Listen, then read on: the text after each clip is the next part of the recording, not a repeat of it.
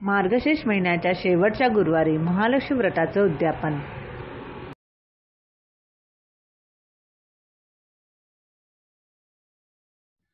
आमच्या वहिनींनी सुंदर अशी दरवाजामध्ये नथीची रांगोळी काढली.